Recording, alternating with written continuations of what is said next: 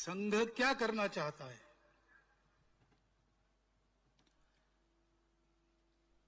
तो एक वाक्य में इस प्रश्न का उत्तर देना हो तो संघ संपूर्ण हिंदू समाज का संगठन करना चाहता है। हिंदू समाज का संगठन क्यों? क्योंकि इस देश का उत्तरदायी समाज हिंदू समाज है। भारत का एक स्वभाव है, उस स्वभाव के साथ हम नहीं रह सकते ऐसा जिनको लगा, उन्होंने अपना अलग देश बना लिया।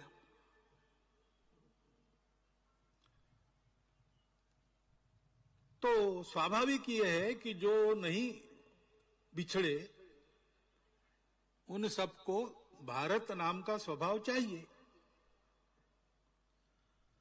और वो भारत नाम का स्वभाव आज का नहीं है। 15 अगस्त 1947 के बाद ऐसा नहीं है, वो उससे भी प्राचीन है।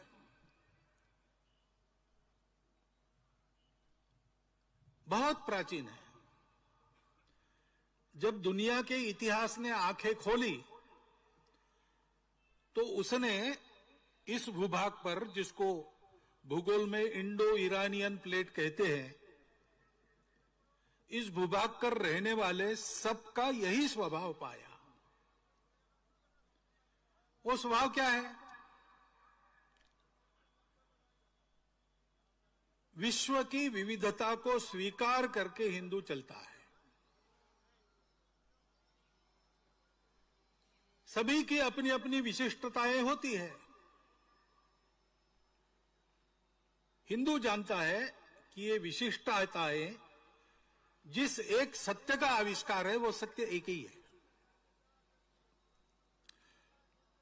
सृष्टि के चराचर जगत में, जड़ चेतन सब में वही एक है जो नहीं बदलता, जो पहले भी था, आज भी है, कल भी रहेगा, वो शाश्वत है। बाकी सब बदलते रहता है। वो बदल भी उसी एक की अभिव्यक्ति होती है। और इसलिए हम आजकल कहते विविधता में एकता। लेकिन हिंदू इसको जानता है, इसलिए जानता है कि वो ये समझता है कि ये एकता की ही विविधताएं हैं, विशिष्टताएं, एकता का श्रृंगार है। और इसलिए अपनी अपनी विशिष्टता पर श्रद्धा पूर्वक चलो, सबकी विशिष्टताओं का सम्मान करो। मनुष्य को व्यक्ति के नाते जीना है, लेकिन केवल व्यक्ति के नाते नहीं जीना है। व्यक्ति परिवार के लिए है, परिवार समाज के लिए है, समाज मानवता के लिए है। सारा जीवन सृष्टि जीवन में आता है। और इसलिए पर्यावरण की मित्रता भी उस स्वभाव में पहले से है। व्यक्ति बड़ा कि समाज बड़ा, ये विवाद यहां पर है नहीं। सबकी अपनी अपनी सत्ता है। अपनी सत्ता दूसरों की सत्ता को बड़ी करने के काम में आए। हम बड़े हों तो दूसरों को बड़ा करे, वही वास्तविक बड़प्पन है। हमारे यहां राजा महाराजाओं की कथा नहीं चलती, बहुत हो गए, कोई याद नहीं रखता। लेकिन उस राजा को याद रखते हैं जिसने अपने पिताजी के वचन के पालन के लिए 14 वर्ष वन में रहना स्वीकार किया। उसके भाई राजा की कथा चलती है जिसने 14 वर्ष तक अपने बड़े भाई की पादुका लेकर उनके नाम पर राज्य किया। 14 वर्ष के पश्चात अखंड सत्ता में रहने के बाद भी, भाई वापस आने के बाद, उसका राज्य सही सलामत उसको सुपुर्द कर दिया। हमारे यहां धनवान भी बहुत है और हो चुके हैं, लेकिन धनवानों की कथा हमारे यहां नहीं चलती। हमारे यहां उस धनवान की कथा चलती है जिसने अपनी गाढ़ी संपत्ति को राणा प्रताप को स्वतंत्रता के संघर्ष के लिए अर्पित कर दिया। कौन कितना कमाता है, हमारे यहां उसका महत्व नहीं है। पूरे भारतवर्ष में एक ऐसे व्यक्ति का नाम चलता है जिसने एक पैसा नहीं कमाया, जो कहीं पर चुनकर नहीं आए, जिनकी माताजी की चिंता करने के लिए खेतड़ी के राजा मनी ऑर्डर भेजते थे, ये चिंता नहीं कर सकते थे, ऐसे अकिंचन थे। लेकिन उस स्वामी विवेकानंद का नाम सारे भारतवर्ष में चलता है। ये स्वभाव है तब भारत है, ये स्वभाव नहीं है तो भारत नहीं है। और ये स्वभाव परंपरा से जिनकी पास आया, इस स्वभाव में प्रथम दीक्षित जो हुए और उस प्राचीन समय से आज तक जो उस स्वभाव का निर्वाह कर रहे हैं, ऐसे समूह को आज भारतवर्ष में हिंदू समाज कहा जाता है। वो हिंदू समाज और भारतवर्ष एक रूप है, क्योंकि वह हिंदू समाज सारे देश की विविधताओं को एक सूत्र में चलाने वाली भारतीय संस्कृति के आचरण का प्रयास करता है। आज की अवनत अवस्था में भी उसकी मान्यता ध्रुव है। मातृवत परदारेषु परद्रव्येषु लोष्ठवत आत्मवत सर्वभूतेषु यह पश्यति स पंडिता। पढ़ा लिखा विद्वान समझदार आदमी उसको कहते हैं जो महिलाओं में माता को देखता है, दूसरों के धन का अपहार नहीं करता, उसकी इच्छा नहीं करता, बिना कमाई खाता नहीं है,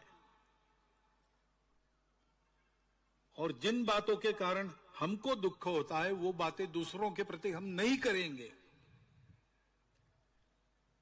सारे भारतवर्ष में आसित हिमाचल हिंदू समाज में, विश्व भर में फैले हिंदुओं में भी आचरण की मान्यता यही है। ऐसा करने का सब लोग प्रयास करते हैं, कुछ लोग कर पाते हैं, कुछ लोग नहीं कर पाते होंगे, लेकिन मान्यता तो यही है। ये भारतवर्ष की पहचान है। और इसलिए भारतवर्ष को अगर परम वैभव संपन्न बनाना है तो ये तो विश्व का सर्वमान्य सत्य है कि किसी देश के समाज की जो क्वालिटी है, समाज की जो गुणवत्ता है, वैसा वो देश बनता है।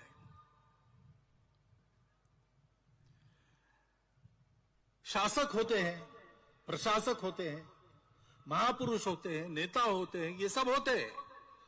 वो अपना अपना काम करे भी तो सहायक हो सकते हैं। देश का भाग्य परिवर्तन करने के लिए तो समाज को तैयार होना पड़ता है, क्योंकि भाषा, प्रांत, जाति आदि आदि विविधताएं हमारे यहां बहुत पुरातन समय से है, परंतु ये सब होने के बाद भी संस्कृति सबकी एक चिरंतन, खून रगों में हिंदू है। हमको हिंदू उस संस्कृति के कारण कहा जाता है, वो हमारी पहचान है। वो किसी एक विशिष्ट पंथ संप्रदाय ऐसा नाम नहीं है, किसी विशिष्ट भाषा का नाम नहीं है। भारतवर्ष में रहने वाले सभी भारतीय संप्रदायों के लोग, भारतवर्ष में सभी भारतीय भाषाएं बोलने वाले लोग, भारतवर्ष के समाज की जितनी व्यवस्था है उसके अंदर आने वाले लोग, सब एक बात को मानते हैं, सब में एक तत्व है, उसी से विविधता बनी है। इसलिए विविधता में भी एकता देखो। एकता का साक्षात्कार जीवन का परमोच्च लक्ष्य, उपभोग नहीं, संयम चाहिए। सुख बाहर नहीं मिलता, अंदर का सुख उसको प्राप्त करो। समान मान्यता भारतवर्ष के अंदर है, उसके कारण भारतवर्ष एक है। उस बात को आज हम कहते हैं तो लोग कहते हैं आप हिंदुत्व बोल रहे हो, आप हिंदू हो। इस हिंदू समाज को संगठित करना है।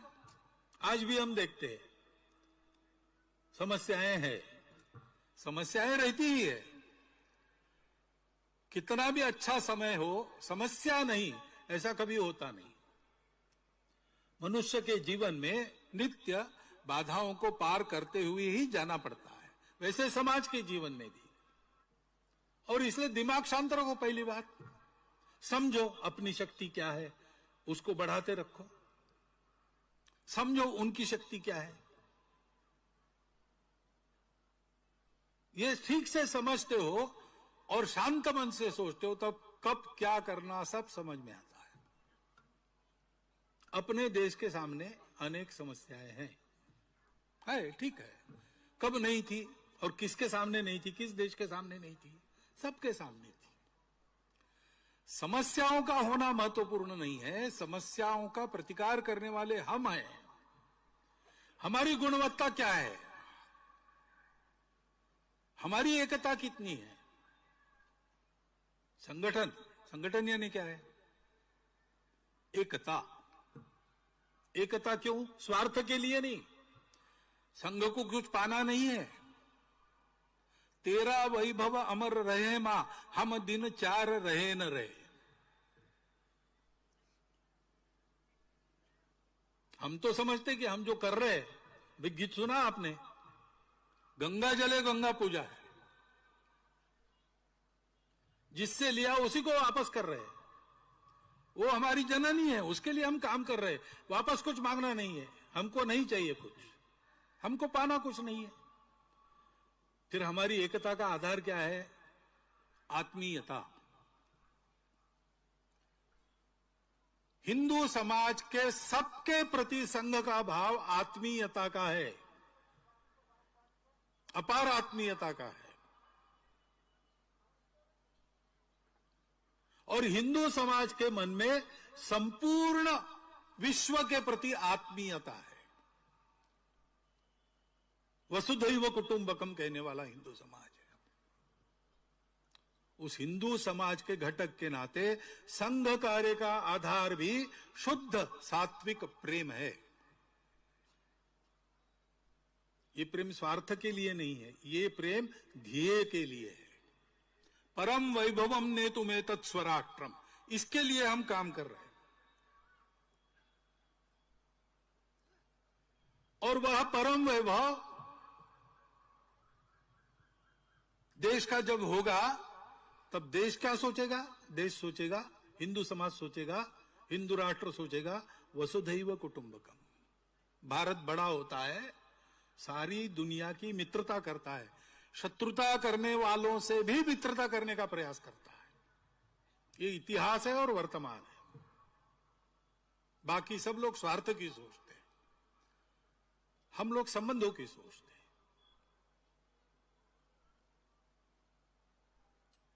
और इसलिए इस प्रेम का आधार है ध्येय निष्ठा। संपूर्ण हिंदू समाज को संगठित करते हुए, हिंदू धर्म संस्कृति समाज का संरक्षण करते हुए अपने इस भारतवर्ष को परम वैभव संपन्न बनाना, ये ध्येय है। बाकी हमको कुछ नहीं मिला तो भी चलेगा, मान सम्मान धन्यवाद प्रतिष्ठा स्थान राजनीतिक यशस्वी कुछ नहीं चाहिए। और इसलिए हम स्वयं होकर अपने आप को एक अनुशासन में बांध लेते हैं, जिसके कारण ये मेल मिलाप बढ़ता है, ये आत्मीयता बढ़ती है। छोटी मोटी मनुष्य स्वभाव की विचित्रताएं होने के बाद भी सब लोग मित्र बने रहते हैं, और केवल वही मित्र बने रहते हैं ऐसे नहीं है। अभी चलता ऐसे है कि हम अपना एक सर्कल बनाते हैं और बाकी लोगों को बाहर रखते हैं। लेकिन संघ का स्वयंसेवक अपने सर्कल को बड़ा करते जाता है, उसमें सबको लेता है। संपूर्ण हिंदू समाज में यह आत्मीयता का, समता का, समरसता का स्वभाव, देश हित में जीने मरने का स्वभाव उत्पन्न करने की जो कार्य पद्धति है, मेथोडोलॉजी है, उसका नाम है राष्ट्रीय स्वयंसेवक संघ। 1,30,000 के ऊपर छोटे बड़े सेवा प्रकल्प सारे देश में स्वयंसेवक अपनी चमड़ी घिसकर, अपनी दमड़ी खर्चा करते हुए, सरकारी सहायता न लेते हुए, समाज को जोड़ते हुए करते हैं। समाज के बलबूते खड़े करते हैं। समाज जीवन के सब क्षेत्रों में, क्रीड़ा हो, कला हो, कुछ भी हो, सब में स्वयंसेवक काम कर रहे हैं। किस लिए कर रहे हैं? वहां यशस्वी होने के लिए नहीं कर रहे, उस कार्य के स्वभाव के परिष्कार के द्वारा भारतवर्ष की उन्नति में उनका सार्थक योगदान हो सके, ठीक ढंग से सब चले, इसके लिए कर रहे हैं। इसको समझने के लिए समय लगता है, और जिनको डर लगता है कि इस कार्य के बढ़ने से अपने स्वार्थ के दुकान बंद हो जाएंगे, वो तरह तरह का अपप्रचार भी करते हैं, बाधाएं भी आती है। अज्ञान के कारण भी लोग गलतफहमी में कुछ कुछ कहते हैं, बोलते हैं।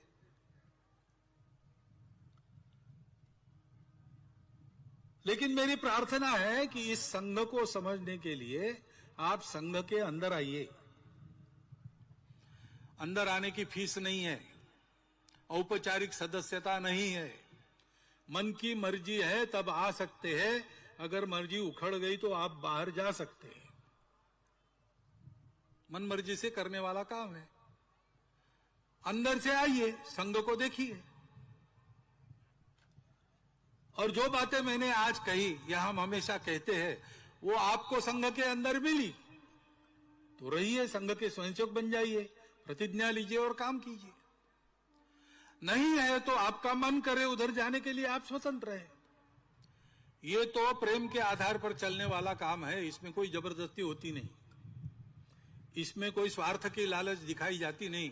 उल्टा है, यहां मिलेगा कुछ नहीं, आपके पास है वो सब देना पड़ेगा। और इसलिए पर्याप्त बड़ा संघ है, संपूर्ण देश में पहुंचा है।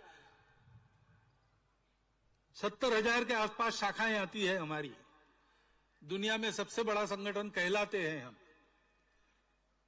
लेकिन फिर भी हम क्यों बढ़ना चाहते हैं? हमारे बढ़ने के लिए नहीं, पूरा समाज ऐसा हो जाए, संघ का नाम भी न रहे तो भी समाज में ये गुणवत्ता, ये एकता आ जाए तो देश का भला होगा और भारतवर्ष का भला होगा, तभी सारी दुनिया का भला होगा।